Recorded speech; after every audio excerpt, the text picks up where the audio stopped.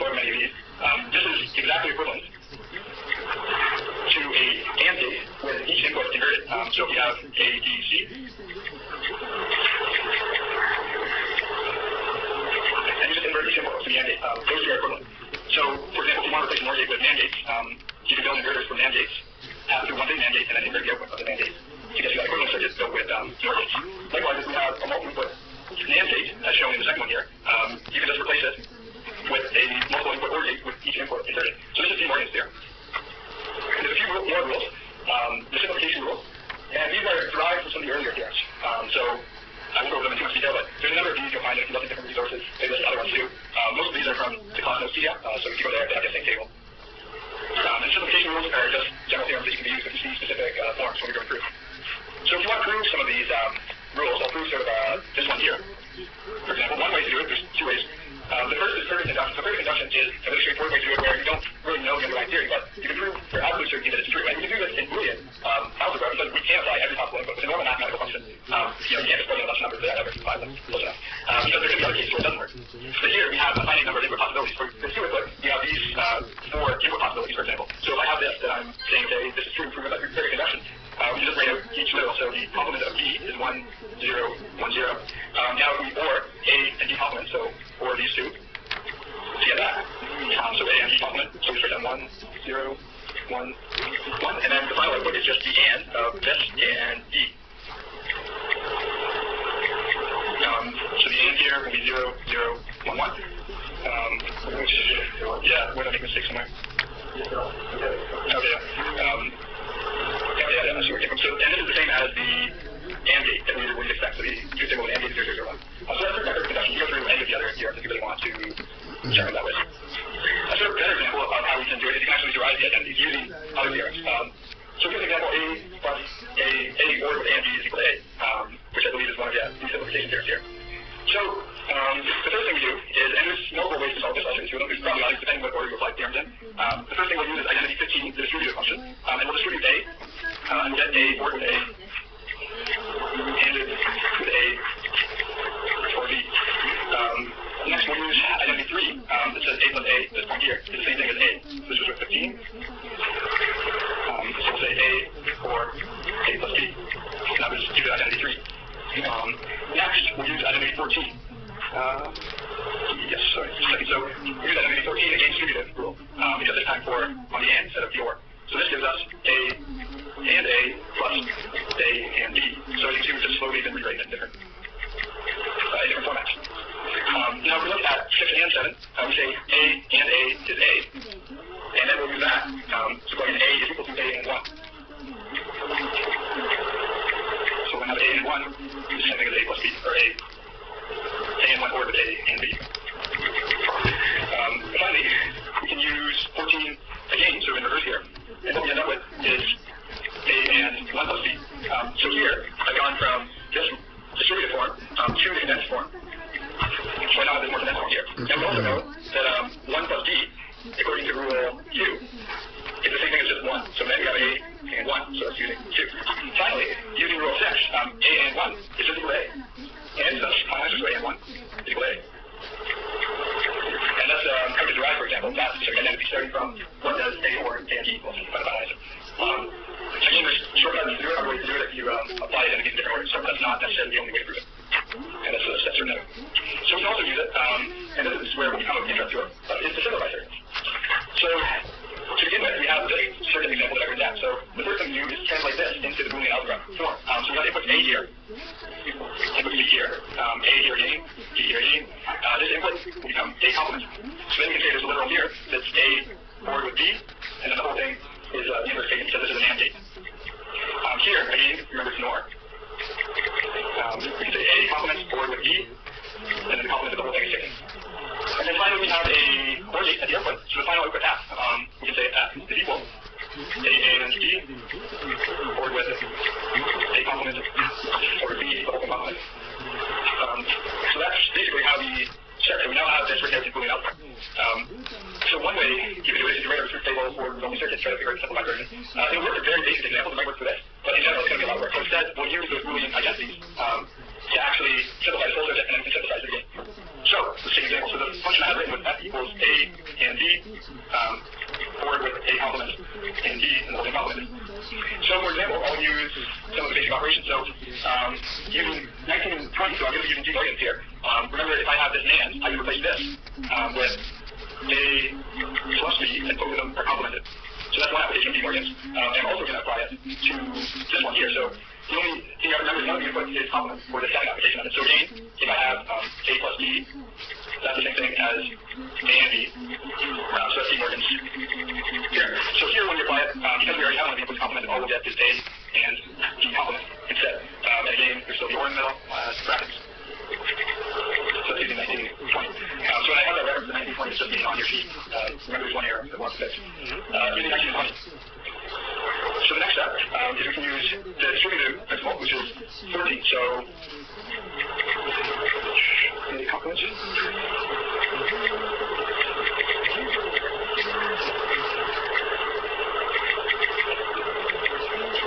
And based on the operations with 1, that we know this one is always going to be 1.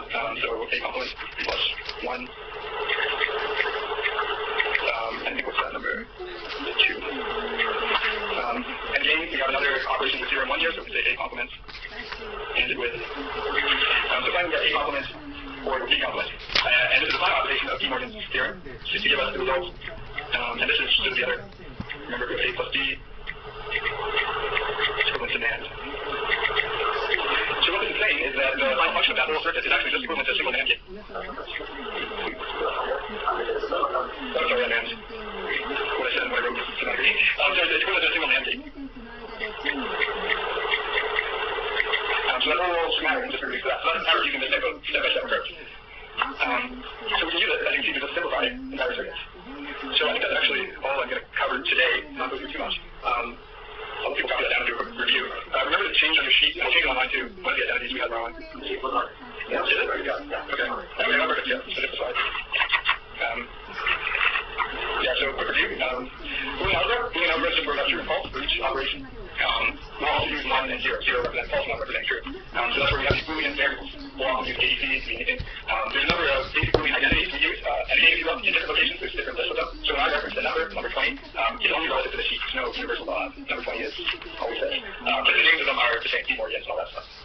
You can derive them by often just thinking about the schematics and what we were using before. And based on these, you can come up with a number of pretty simple ones, operations with 0 and 1. If you OR anything with 1, it's always 1. If you AND anything with 0, it's always 0. Likewise for AND and ORing with other combinations. If you OR a Boolean variable OR with itself or a Boolean variable ANDing with itself, always gives you the original. A Boolean variable ANDed with the complement of itself will always give you 0, and if you think about the gate, it's because 1 input is always 0. Likewise, if you OR it with itself, the output is always going to be 1. 1 input is always 1. Involution is just how we say if you have a whole bunch of double negatives, so see, so a whole bunch of inverters connected together, complement operations, the result will either end up being the same as the input, let's say A or A complement. So if you have an even number of inverter operations or an even number of complements, the output is just A. The other example is if you have an odd number, then you end up with complement thing. Commutative rules say that it doesn't matter for a single operation which way we rearrange terms. So A or B is the same thing as DOA, likewise A and B, D and A. Doesn't matter. Even if you have this for multiple input cases, multiple inputs. Associative rules say that if you have the same operation in sequence, so A or with B and C, is the same as first ORing A and B and then finally ORing C. So in a schematic representation, you can think of it this way, where it doesn't matter which side the A is on, or it's the same thing as multiple input cases. So here we have a 3 input OR gate. Distributive rules differ from if you're used to just thinking of regular algebra and Boolean algebra being very similar. And you have to take note of that because you can actually distribute with an OR, which is represented by the plus here. So just take note of the fact that here I've distributed this A into these two terms, which are then ANDed together, and that is the exact same. Distributive rule for the AND gate, again, follows similar to how you might think of multiplication, where you have D or C, and we distributed the A inside it. That's probably just the one thing that you really want to look out for because it can catch you off guard if you're going really fast. That you can't distribute like that. And when you're simplifying, what you'll often see is that instead of going this way, you'll have some number of terms like this, and just look for having that common term that you can take out. And again, you can take it out for both the AND and the OR operations. Order of operations, we normally will apply an inversion first. In inversion, you notice it will apply directly to one variable. Or, for example, we have D and C like that. That means the inversion is applying to the result of D and C first. It is otherwise not written, so if you just have A or with D and C, the AND operation has higher precedence. So the way I've written the bottom here, this would be first AND B and C, and then OR A into that input. So B and C, and then the OR A. Some of the simplifications of the absorption rule shows that if I have A either AND with or with A and D or A or D, the result basically is D doesn't matter and it just ends up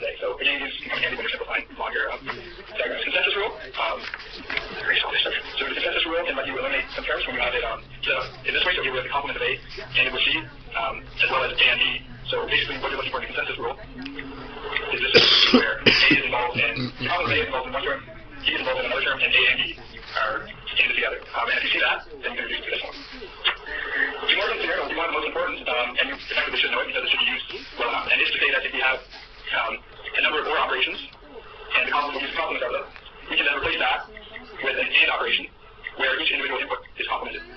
So sometimes when you're using it, what you might need to do is rearrange it such that you do have this inversion added, because obviously you can double invert stuff. So if you just had A and B and C, and for some reason you wanted to get it to the other form, you can say, okay, that's fine, I'll just double invert, which is the same as A or B or C, and then this is equivalent to that, the whole thing inverted. So you can use them that way too, of course. Likewise, if we start with an AND, or start with an AND, we can break that down into an OR gate where instead of the output being complemented as in the mandate, it's just each individual input is complemented. These are some of the simplification rules which are repeated, and you can, when you're deriving these rules, you can derive them either by perfect induction, where we consider every possible input to the function, which we can only do really with Boolean algebra, because in Boolean algebra, it's either true or false, and that's all we get. So if it's a two-input function, as in two different variables are used, then with 4 inputs, we can try every possible result and check that it works. So here, A0 is false, 1 is true. If you want to derive them, you can do that as well, so we can just go through each individual identity and derive certain results. And that's it. Again, depending which way you do this derivation, you might get certain different forms that I've shown here. For example, this is the one I did earlier. I could actually jump directly, I believe, from this format, which is described. Yeah, so here I've got a bunch of steps in the middle. If we know, if we use sticks directly, A and 1 is equal to A, I can just directly say, okay, A is equal to A and 1. Therefore, this whole thing is equal to A and 1, or with A and B, which is, you'll notice what I have written right here. So really all these intermediate steps is actually more just to show you a bunch of ways of that rule. In reality, you saw it just jump directly to this step and then to the answer. So again, there's going to be different ways of deriving the same things. And what we're looking for is simplifying circuits. So if we end up with, you start with the circuit, you can create a simplified version of it. So in this one, I simplified this circuit down to a single NAND gate. Or frequently, we'll show that if you want to design a circuit, you'll have it written out in Boolean algebra form. And then you can take that form, manipulate it, and get the simplest possible representation of your circuit. And that means you're using the least number of gates. That would mean you only want to use NAND gates, or only want to use NOR gates, or only want to use some single gate. So if you want more, there's a few examples from the book. John Ryan goes through all this in really great example. And the course notes posted on the website have some of these examples, and they also will have the same chart that you have in the handout. So if you need that or whatever, it's there. So that's all. More.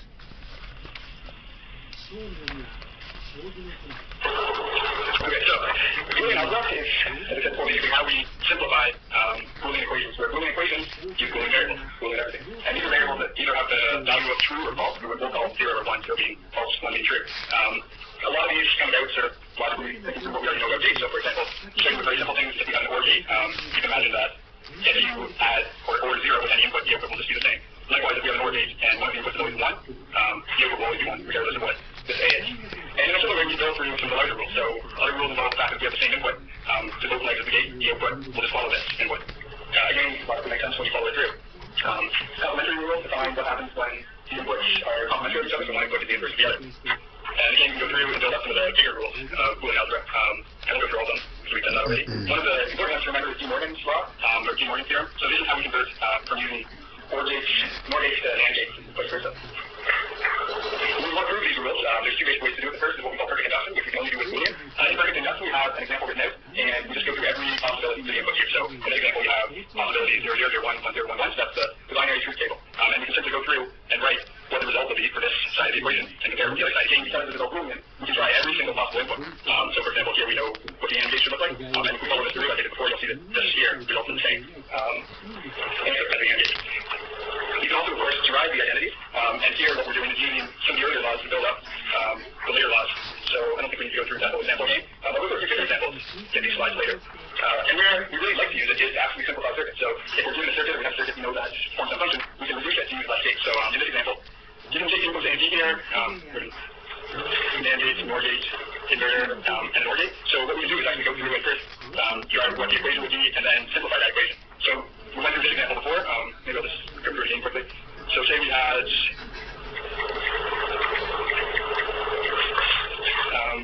this example here, and I believe this should actually be a slide. So we have that circuit in equation form there. Now if we want to go through, we can use those laws that I had up here. So one of the first ones we use is De Morgan, which states that we can replace a NAND function with an OR function with the input inverted. So this means we can break that.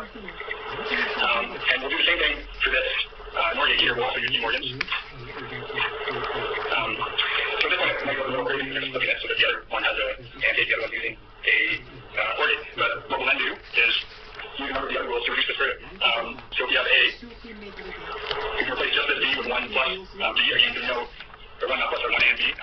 You know, 1 and B is the same thing. That's just B. So 1 and B complement is the same thing as D complement, and then we still have plus A and D complement. At this point, D complement is common in both these terms. 1,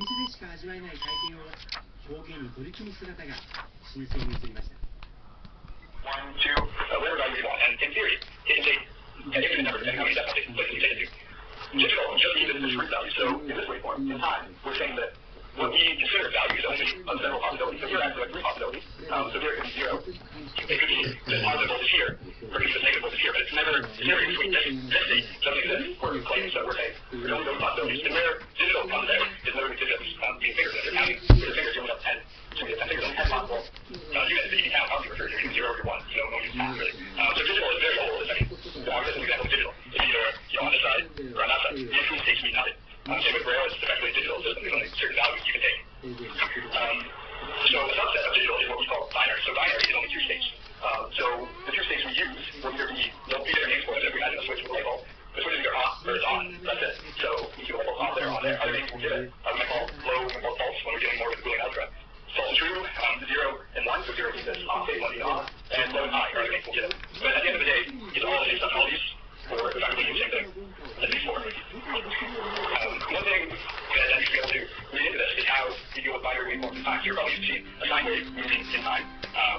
One that axis without your one this axis. But instead of binary, it's only 2 possible states, 1 and 0. So again, we have time going this way. Because here the only possible states are if it's at this, it's 1. If it's at this, it's 0. So you can still say at time, you know, t equals whatever t equals 0 is 1. At t equals 1, it's 0. T equals 2, etc., etc. So we still have to get time in binary, but at any point in time, there's only 2 possibilities. So this value could be 1, 0. So these are just sort of ultimate ways of looking at the same information. The circle goes to 1 and 0, stage 1, stage 1. The challenge is the waveform version of it.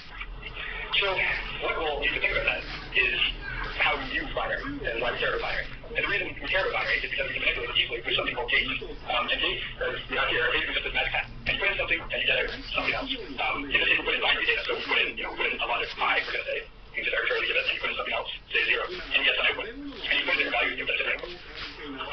So how we know what's going to happen is we use what's called a truth table. So for any particular gate, and give it a name, so the magic that's happening, say, or gate. And we'll say that when either of those inputs is 1 or pi true, the output is always true. So if we had 0, 0 going in, we get 0. But as long as one of those is pi, the output will be I. So if the other one's pi, if it is 1, and not 0, then it's still 1. So this logic we call an OR gate. We write it down in a truth table.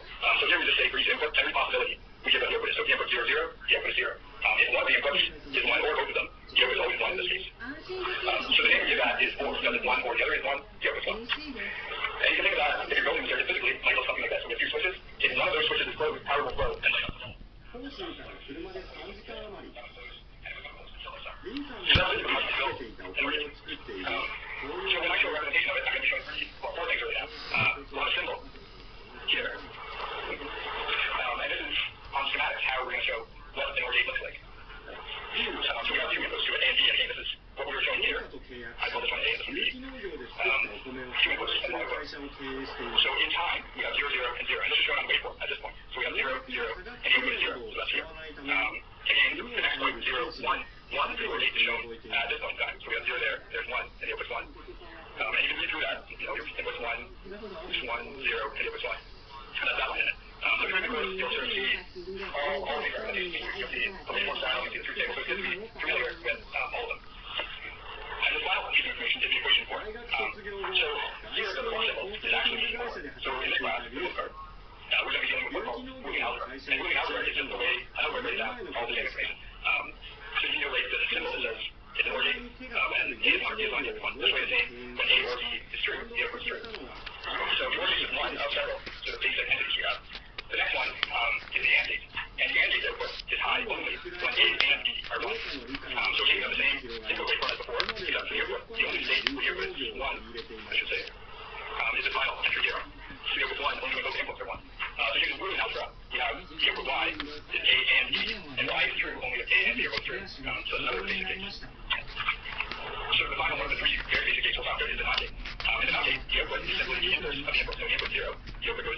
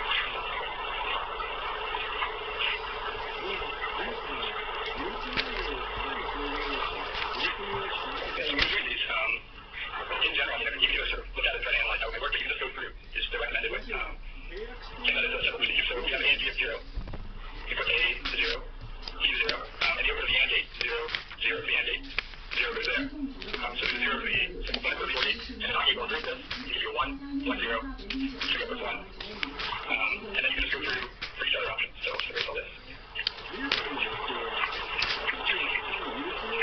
So again, the next one is 0, 1, so you can erase 0, 1. You can go for the AND gate, you put a 0. Go for the NOT gate, 0, 1, and you're going to put the same thing, 1, 0. This 1. You can put 1 here, this next line, 0, 0. Okay, we're still 0, 0, 1. This gets inverted to 1, 1, 0, and again, you put 1. So finally, we have 1 and 1. So 1, 1 there, you put here for the AND gate, so you go to this line. Will be 1. The 1 goes through the NOT gate, comes to 0, 0 here, and this 1 goes down, and the upper gain is 1. So in this case, the upper all states is 1. So it's a very, very simple example, but you can call that same procedure for more complicated circuits. So you can also directly write the Boolean function, and so the Boolean function is using E, so using y equals not A, y equals A and B, y equals A or B. And to do this, you can use kind of look through it very slowly. And so, for example, we have A and B, so that's the upper there. And this input gets split two ways. So one way is going to be OR, and one way is not. So we're not that. So this one here is A and B inverse. And this one here is just A and B with A inverse. So then all we have to do is apply an OR to this. So when we say A and B inverse, or with A and B, or brackets around if you want it. And finding this out. Yeah, so they were about race. We're not going to go on detail, but you can think of it the same way. The and will have higher precedence than the or. But I think I'll look I'll always have a bracket, so I just made it fun for now. So yeah, just sitting and showing the final result. One note though, slightly more complicated case. When we have E and gate followed by not gate, we'll effectively simplify that. And you notice that little circle just collapse down. And we'll just have that circle at the end. And that circle simply means inverse. So this means if it's y and e, y equals, same as before, inverse. You sometimes will see this in other spots of the circuit. So for example, you may see a gate looks like this. And all you have to think about is that is equivalent to this not gate, that circle there. So all that means is that is equivalent to same and gate with a not gate added there. It could be y equals a and then e just e is inverted. So as promised, it's creatively named the not and gate with an and gate. So y is then equal to a and b inverse. So the truth table is just the opposite of the and gate. So the output is 1, but both inputs are not the same. In a similar way, we'll see the not or gate or the NOR gate. So the not or gate is in the same way before the output here is inverse from the or gate. So what you will find is that as long as you put a 0, the output is 1. If your input is 1, the output is 0. So interesting point here is that I've shown a few different gates, and then you can actually make, this will be one of your first time questions, is using only one net gate to make any other operation you want. And you can in fact just use AND gates or just use NOR gates and do everything with them. So as an example, we'll compare say we want to make an OR gate, and all we have is an infinite supply of AND gates. So you can look at your table, that's how you do it. So we say with the OR gate, it's 0, 1, 1, 1, and with the AND gate, it's 1, 1, 1, 0. So what you notice is that the output here is just the inverse of this. So we can say that the OR gate will equal to an AND gate if you just invert this output. Sorry, not the inputs. So if we invert the inputs, we'll get the correct response.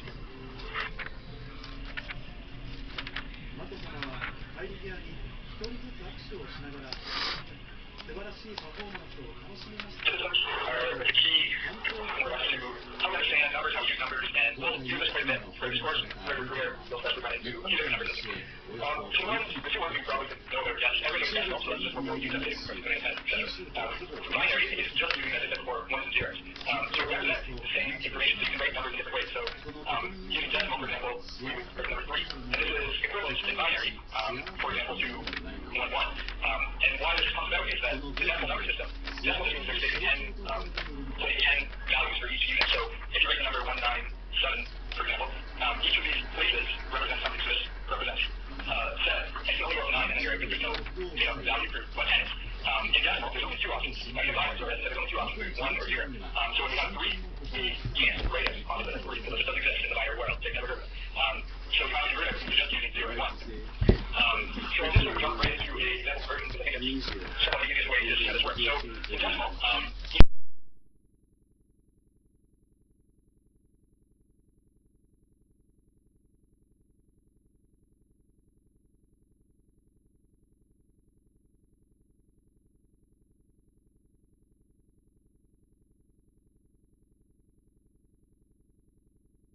you could say, well, we could drive placeholders, and you could say if you want a decimal number, it's just equal to that number. This spot here is really equal to 10 times whatever you've written. This spot is equal to how many times, and this spot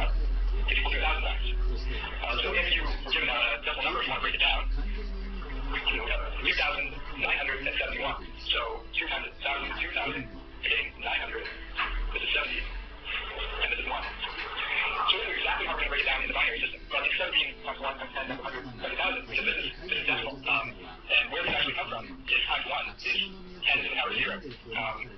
Times 10 is 10 to the power 1. This is 10 to the power 2. And this is 10 to the power 3. So what you can kind of get from this, or infer, is that the 10 is the base. So there's the base 10 system decimal, and the 0 is sort of the location of that number. So when we go with binary, what we'll have instead of times 10 is this one will be, for example, where 2 to the power 0 equals 1. This one will be where 2 to the power 1 equals 2, and so forth. Is 2 to the power 3 is equal to 8. So it's the exact same sort of system, though. We'll just say 1 times 1 is equal to 1, 1 times 2 is equal to 2.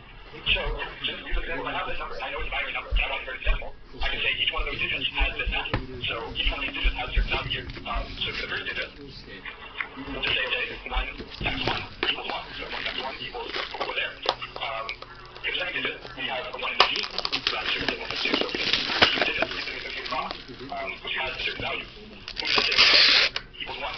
2 times 1 equals 2. 4 times 0 equals 0. 8 times 1 is equal to 8.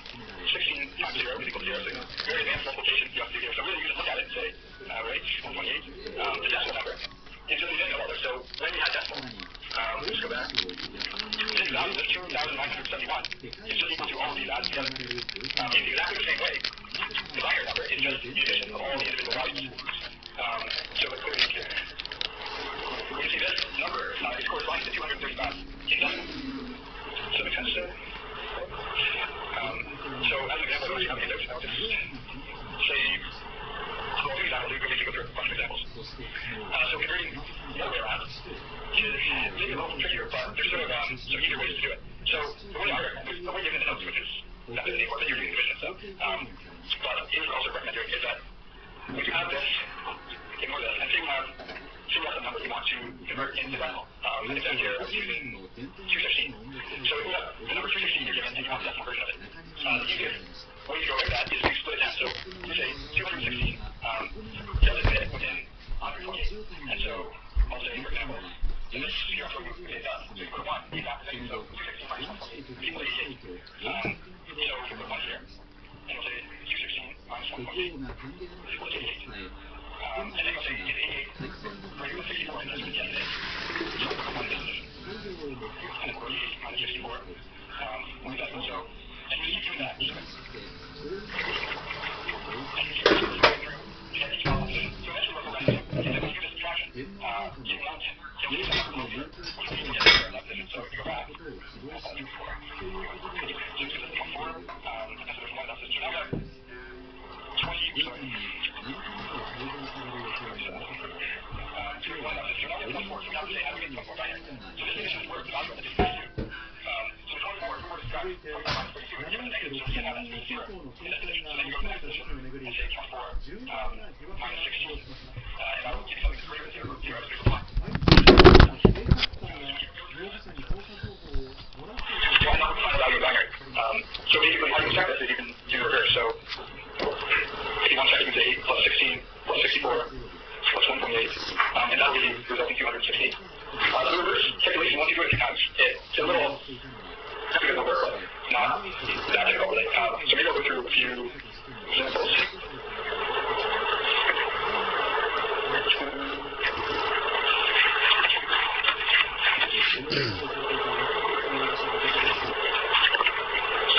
So if you have some paper or something, we can just do a few examples of these. So I have the following conversion that you can convert to binary, so let me just copy these somewhere better.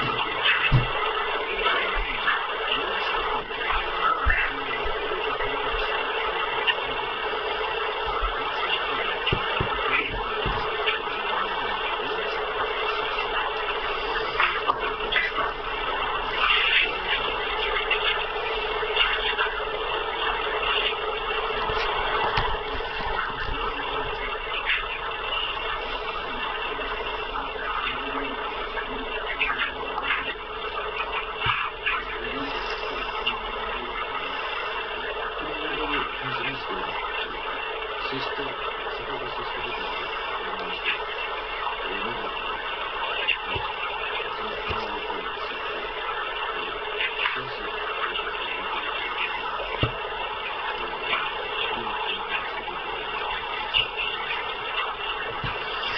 this final one, I'll go through this one. So again, you can just basically map each of these to what their value is. So you can say 1, 1, 0, 1, 0, 0, 1, 0, and you might notice they're actually not giving you enough value, so you just keep going. So instead of 2 to the 7, which was curious, you have 2 to the 8, which is equal to double this, which is 256. And the next value, this one, which is 0, is worth 2 to the power 9, which is double of 256, which is 512.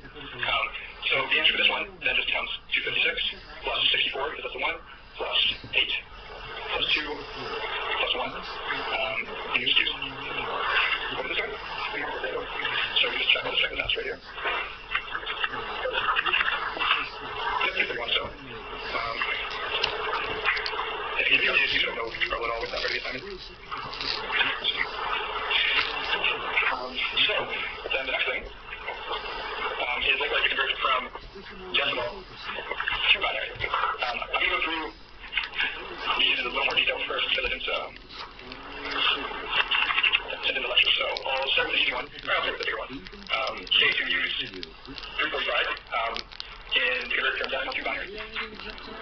So we have 345. So the first thing you need to find is how many positions you're going to need. So for example, you can draw a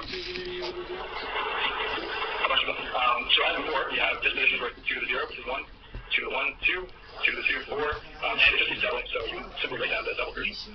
64.